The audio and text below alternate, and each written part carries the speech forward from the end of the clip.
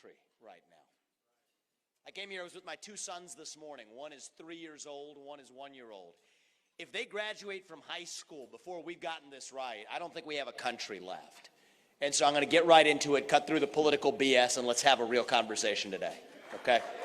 We're going to get real today. This is a speech I haven't given before, but looking at the amount of time we have left, we're going to cut through the usual introductions and get into this. We're in the middle of a war right now. We are in the middle of a cold cultural civil war in the United States, and you cannot win a war unless you first know that you're in one. This is not a war between black and white, as the media would teach you to believe. It is not a war between man and woman, or gay and straight, or even Democrat and Republican. It is a war between one side, who loves the ideals of this country and the ideals that set this nation into motion, who believes that all men are created equal, endowed by their Creator, with certain inalienable rights, among these life, liberty, and the pursuit of happiness, who believes that you get ahead in the United States not on the color of your skin, but on the content of your character and your contribution, who believe in the American dream, the idea that you get ahead in the United States with your own hard work, your own commitment, your own dedication, and that you are free to speak your mind at every step of the way. Most of us in these countries share our common ideals in common. That is one side of this war. And on the other side, we have a fringe minority that has the current Democrat Party in a chokehold, who believes that your identity is based on your genetics, your race, your gender, your sexual orientation. That if you're black, you're inherently disadvantaged. That if you're white, you're inherently privileged. No matter your economic background or your upbringing, your race, your gender, and your sexuality determine who you are and what you can achieve in life. It believes we must flog ourselves for our success in this country, bending the knee to this new cult of climate change. That we have to stop carbon emissions here in the United States, even as we're perfectly fine shifting those carbon emissions to places like China. Who will say that it is racist to defend our own border with our own military, but is perfectly fine sending our own military to defend somebody else's border halfway around the world. Who believes in group quotas over meritocracy. You see, these two sides of this war, why is this a war? Because those two worldviews cannot coexist. It's not a choice that you can have a little bit of both. It's either one or the other. You're either pro-American or you're anti-American. That is the choice we face in this moment. This is America's time for choosing once again. And I have some good news for you on this war. I have some good news and some bad news. The good news is, I'm convinced of this from traveling the country. I have been to a majority of states. There's no social media algorithms in the room between us today. There's no TV screens between us. The media will teach you one thing, but put that to one side. What I see when I travel this country is that most of us, 80+% of this country easily, black or white, even Democrat or Republican, 80+% of this country agrees on our shared national values. A majority of us are on the side of standing for the United States of America without apologizing for it. That's the good news. The bad news is that the other side is still winning. And so the question really for us to answer today is why? Here's what happened in our country. First thing that happened is we had a culture of fear that spread across the United States like an epidemic, faster than COVID-19, okay? This spread, the true pandemic in this country and in the modern West was the spread of this culture of fear. Take the likes of Congresswoman Ayanna Pressley of the Squad, who famously said a couple of years ago, "We don't want any more black faces that don't want to be a black voice. We don't want any more brown faces that don't want to be a brown voice," end quote. Think about that for a second. When your race goes from being about your skin color to being about the content of the ideas you're allowed to espouse, then any disagreement with those ideas automatically makes you a racist, or a climate denier, or a transphobe, or a homophobe. And there is no greater damnation in modern America than to be called a racist or a climate denier. So when given the choice between pledging allegiance to this new religion and being tarred with that scarlet R, everyday Americans are choosing to bend the knee. And that is what has created this new culture of fear in our country. Fear of losing your job. Fear of your kids getting a bad grade in school. Fear of becoming an outcast in your own community.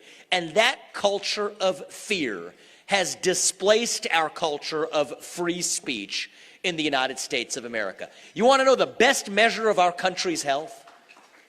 Is it the number of green pieces of paper in our bank accounts? That's important, but it's not the most important thing. Is it the number of ballots we cast every November? That's just the final act at the end of the process. The best measure of the health of our constitutional republic is the percentage of people who feel free to say what they actually think in public. That's the truth. Right now we are doing poorly. The only way we're going to do better is all of us, not just me, all of us starting to speak openly again. But that's the first reason why the other side is winning. The division is artificial. 80% of us agree on the basic values, and half the 20 are people younger than me who never learned those ideals in the first place. We can bring them along too. But the first problem we face is that culture of fear in the United States that created the artifice of division, which allows the ruling party to actually exercise power, dominion, control, and punishment. Now the question is, how did this fringe philosophy, this anti-Americanism, go from being about being a challenge to the system to becoming the system? What they realized is they couldn't convince the people of this country, so they just captured one failing institution after another. And I'm going to tell you guys a story today that runs against the advice of my campaign advisors. That's why I haven't been talking about it for the first half of this campaign. It's too complicated. You got to simplify it. Keep it simple. Dumb it down. At this point, I'm done dumbing it down because we face complicated challenges. And so I'm going to ask you to stay with me. I trust you all. I trust the people of this country to follow us through what happened. I'll take you back to the 2008 financial crisis. That's where a lot of this began.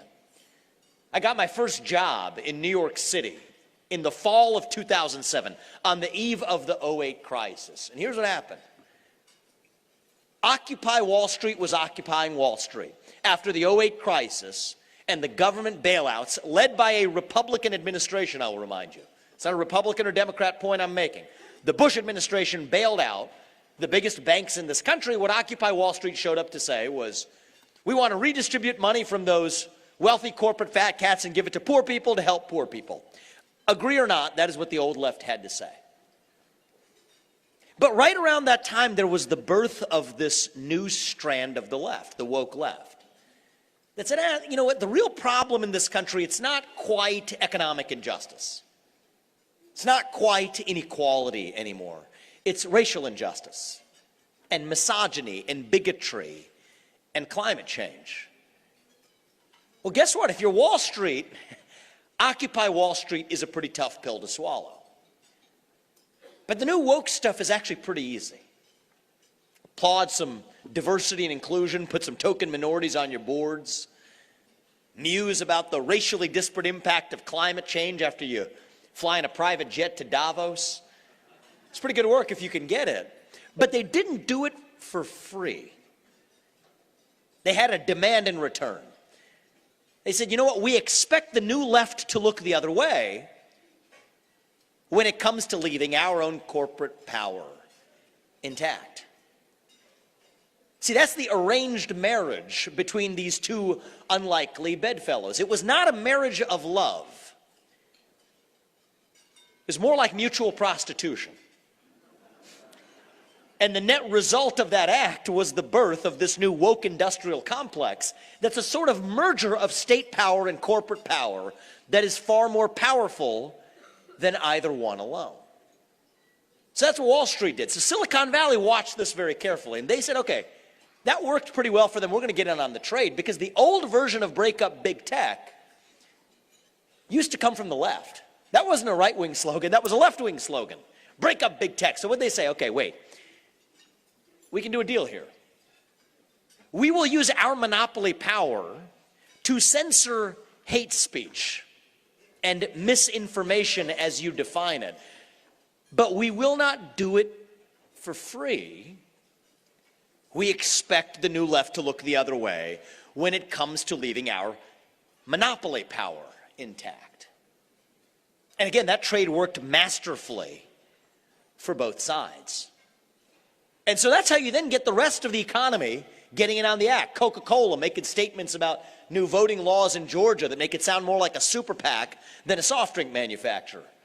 Nike musing about slavery 250 years ago in the United States without saying a peep about using slave labor to make $250 sneakers that they sell to black kids in the inner city who can't afford to buy books for school. Right? The list goes on. That's how it spread. It works. So then you get to, it's not just corporate America. You get the other failing institutions getting in on the act too. Teachers unions that have failed our students, failing to teach them how to do math, said, hey, wait a minute, this is an opportunity. We'll blow some woke smoke to deflect accountability for our actual failure. We might not have been teaching black and Hispanic kids and white kids and Asian kids too how to do math, but how about this? We'll just say math is racist. 2 + 2 = 4. Math is racist. What might not be racist is actually their failure to teach kids in the inner city across schools how to do math. You get to universities, 4-year college degrees. Tell people my age, you get a college degree, 4 years, take on that debt from the U.S. Department of Education, go on, live the American dream. I'll tell you what, many of my peers, you know how young people are disaffected from politics, many of my peers haven't paid off their student loan debts because they were sold a false bill of goods. But you got critical race theory to make up for it, because at least it gives them a chance to apologize for their own failures at the university level. Well, then you go to the U.S. military. What do you have? And this is really going to end up being a story about my generation and what's going on with us millennials. We see a generation spending $3 trillion from Iraq to Afghanistan, thousands upon thousands of innocent American lives sacrificed. To what end? The Taliban still in control in Afghanistan. An Iraq regime that is hostile to the United States and vulnerable to the influence of Iran. $3 trillion later, what are you going to do if you're General Mark Milley? Muse about white rage and systemic racism. It is woke smoke to deflect accountability for the fundamental failure of an institution that abandoned its true purpose. From Wall Street to Silicon Valley to K-12 education, to 4-year college education, to the U.S. military, that is the arranged marriage between the managerial class that is fundamentally hostile to the people who they're supposed to serve, marrying their old enemies on the left by saying that we'll do a deal, say what you want us to say, but deflect the criticism that used to come from the old left, and we are here sitting here duped to watch that play out in slow motion. That's what happened until the story took a really dark turn. When a new party showed up on a scene and turned that arranged marriage into a 3-party affair. And that is the Communist Party of China. You see, they understand this game far more deeply than any of us do. Xi Jinping realized, okay, America's institutions, even America's greatest companies and universities, are so willing to then embrace the fringe minorities' anti-Americanism with their own country. This is an opportunity for China. How did they do it? Well, I'm going to give you some facts and let you all figure it out with me. Xi Jinping, when he is pressed about the Uyghur human rights crisis, 1 million religious minorities in Xinjiang suffering the greatest human rights atrocity committed by a major nation since the Third Reich of Germany, what does he say? He says that Black Lives Matter shows that the United States is no better. I'm not making that up. Is that an accident? No, it's not. His top diplomat comes here to the Alaska summit, faces off Tony Blinken with a 15-minute opening statement saying that China wants to see the U.S. do better on human rights, that China wants to see the U.S. stop slaughtering, that is his word, slaughtering black Americans. Now, this would be ludicrous.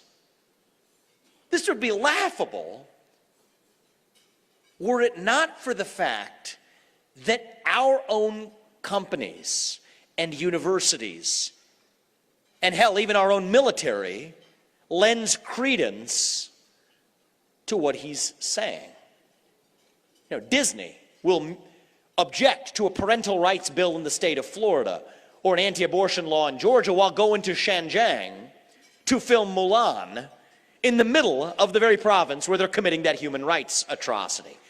LeBron James will criticize his systemic racism here in the United States while bowing to his true Chinese overlords. BlackRock will apply emissions caps to Chevron and Exxon without doing a peep to PetroChina in the other side of the world. Jamie Dimon to Tim Cook will bow to their true master because Xi Jinping knows what we have failed to understand in this country.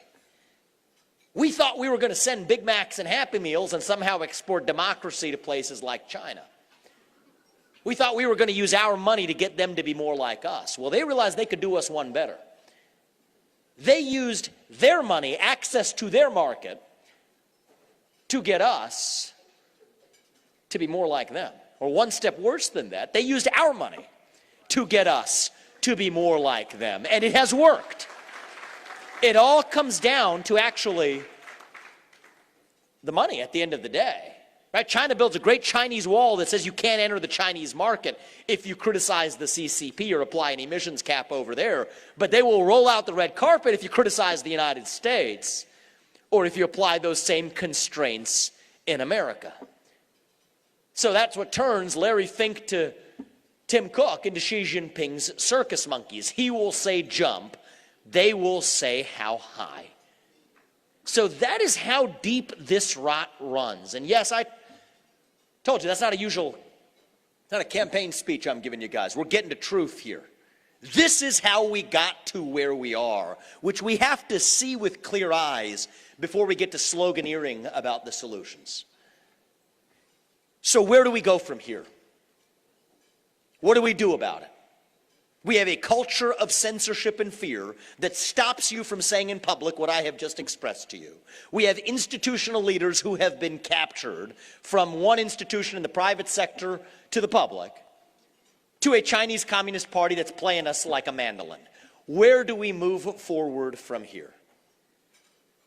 I was at the Reagan Library, as you all know, in the middle of the week, and I'll tell you that Reagan was one of my great heroes, and he is one of my great heroes. Because he did what he needed to do in his era. He cut taxes. He slashed government regulations. He did what he needed to do to unleash an era of prosperity, whose echoes we continue to enjoy to this day. That's why Reagan is my hero. But I want to recall the words actually of my favorite Republican of all time. That's not Ronald Reagan. That's Abraham Lincoln, who 160 years ago reminded us that the dogmas of a quiet past are inadequate to the stormy present. And I say today, as a member of a different generation, as the youngest person ever to run for U.S. president as a Republican, as the youngest president ever elected, if you all put me there, as a member of a new generation reaching the next generation, the dogmas of 1980 are inadequate to address the unique challenges that we face today. Today, the real threat to us is not even from Congress on the eve of whatever artificial shutdown debate they're having on a given hour today. That's not the real threat we face. The real threat we face in the United States is the rise of that managerial class from our universities to corporate America to the ultimate mother of the managerial class in the administrative state in the federal government itself. Today, the people who we elect to run the government, they are no longer the ones who actually run the government. It is the deep state in the shadow government of those three-letter agencies that wield power today. And that is why I have said that as your next president, I will do what the U.S. president, the leader of the executive branch, can actually do. We will shut down the unconstitutional federal administrative state. That is the head of the snake, and we're not going to tinker around the edges. We're going to gut it. If I can't work for you all as your next president for more than 8 years, which I think is a good thing, then neither should any of those federal bureaucrats reporting into me either.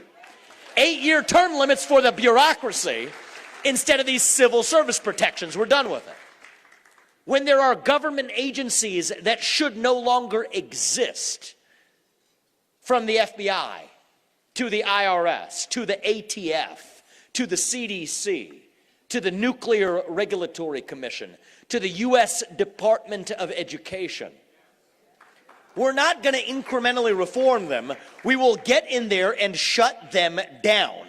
That is how you revive the integrity of a constitutional republic. 75% headcount reduction in the federal bureaucrat headcount. Rescind 50% of the unconstitutional federal regulations that fail the Supreme Court's test in West Virginia versus EPA. This is how you actually drain the swamp. And they will tell you, I respect the beginning of the project that President Trump began. That's why I commend him every time as the excellent president that he was. He rolled over that log, and we saw what crawled out. And I will always give credit to him for doing that without apology. We saw what crawled out. But if you strike the swamp strikes back. So if you're going to roll that log over and see what crawls out, you better be ready to bring the pesticide. That's what I'm bringing to the table. Okay? Extermination of the swamp. They told him. That's what they do. They dupe leaders like us. They say, oh, you can't fire these employees because of civil service protections.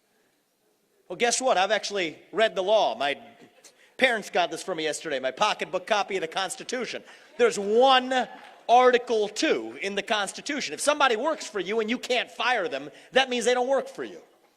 It means you work for them because you're responsible for what they do without any authority to change it. So I refuse to be the puppet who sits in the White House today. We're going to actually get in there and say, you know what? The civil service protections might say, hey, I can't fire you because I disagree with something and you're working at the FTC. Fine. But the civil service protections do not apply to mass layoffs. And mass layoffs are absolutely what I will bring to the DC bureaucracy as your next president. That is how you gut the system.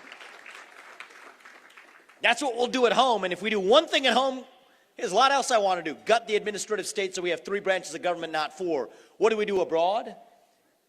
Declare independence from our enemy, communist China.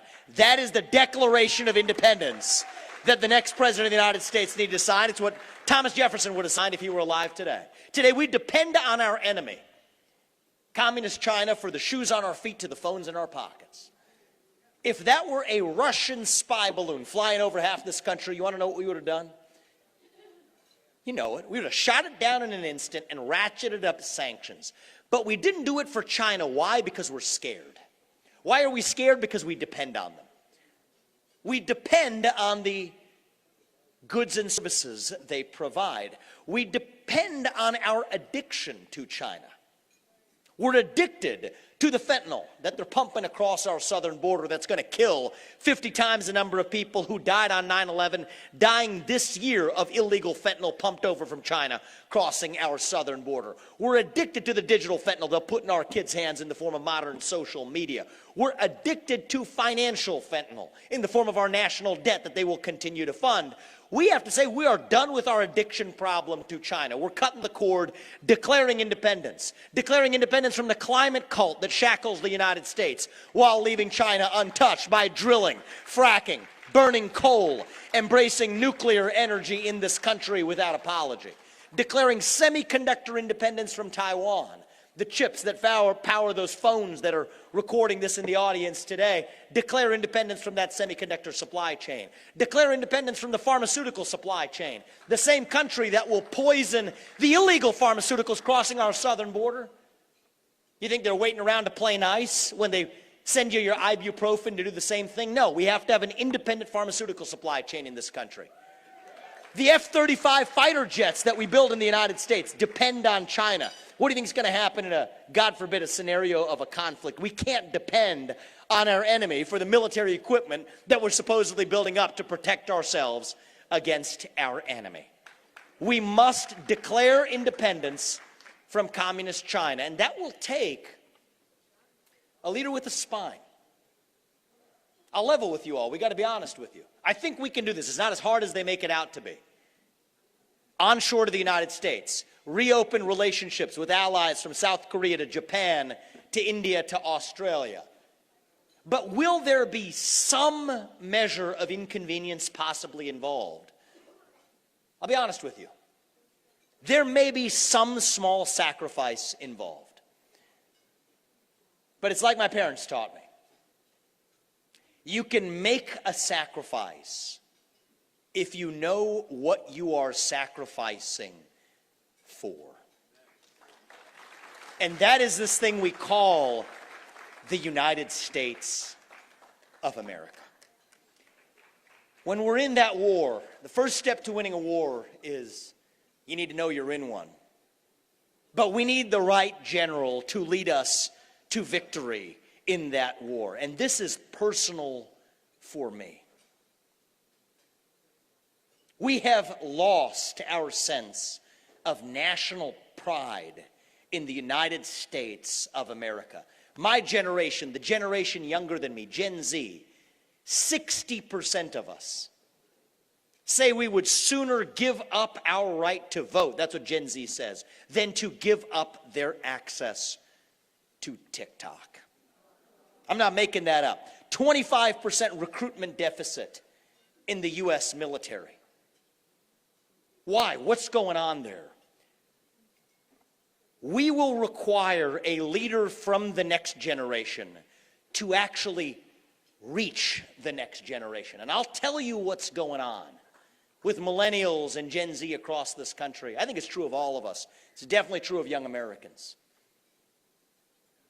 We are hungry for a cause. We are starved for purpose and meaning and identity. At a time in our national history when the things that used to fill that void, belief in God, belief in country, belief in self, family, these things have disappeared. And that leaves a black hole in our hearts. And when you have a black hole that runs that deep, that is when the poison fills the void. Wokeism, transgenderism, climatism, COVIDism, globalism, Zelenskyism, depression, anxiety, fentanyl, suicide. Do you think it is an accident that we see the rise of these same poisons at the same time? Come on, guys, that's not a coincidence. That is a symptom of a deeper void of purpose and meaning in our country. And what we need now as Republicans, no, not as Republicans, as Americans, is a leader who will answer the question of actually what it even means to be an American today. I am an America First conservative. I will not apologize for that. But to put America first, we will answer what America is. That is what we're missing in this country. We have been running from something for a long time. Now is our moment to start running to something, to our vision of what it means to be a citizen of this nation. What does it mean to be an American? It means we believe in the ideals that set this nation into motion 250 years ago. Ideals like meritocracy and the pursuit of excellence, that you get ahead in this country not on the color of your skin, but on the content of your character and your contributions. That's why we're done with affirmative action in America. We will end it. It has been a cancer on our national soul. We are done with the group quotas. What does it mean to be an American? It means we believe in the rule of law. And I say this as the kid of legal immigrants to this country. That means your first act of entering this country cannot break the law. We will use our own military to secure our own southern border without apologizing for it. What does it mean to be an American? It means the people we elect to run the government will once again be the ones who actually run the government. And yes, that will take a leader from a different generation, a leader who comes from the outside, uncaptured by the system as it exists, who is willing to speak the truth, not just when it is easy, but when it is hard. That is what this campaign is all about. Take what you will say in private, and yes, let us say it in public without apology. Speak that truth, speak it with a spine, and stand up for it. God is real. There are two genders. Fossil fuels are a requirement for human prosperity. Reverse racism is racism. An open border is not a border. Parents determine the education of their children. The nuclear family is the greatest form of governance known to mankind. Capitalism is the best system known to man to lift us up from poverty. There are 3 branches of government, not 4. And the U.S. Constitution, it is the strongest and greatest guarantor of freedom in human history. That is the truth. We fight for the truth. We stand up for the truth. That is what won us the American Revolution. That is what reunited us after the Civil War. That is what won us 2 world wars and the Cold War. That is what still gives hope to the free world today. And if we can revive that dream over group identity and victimhood, then nobody in the world, not a nation, not a corporation, not a virus is going to defeat us. That is what American exceptionalism is all about, and that is what we will revive to save this great nation. God bless you. God bless your families. And may God bless our United States of America. Thank you.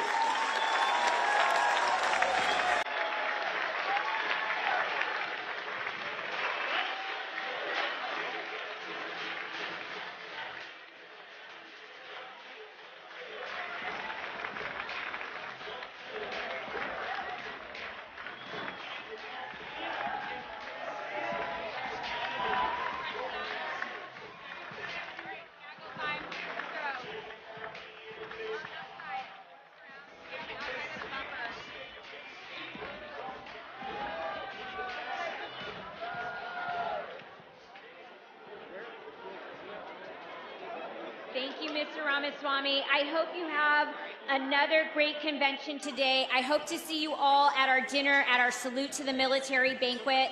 There will be a revote for the LA regional meeting in Elite 3. This meeting will take place from 1 p.m. to 3 p.m. Have a great afternoon.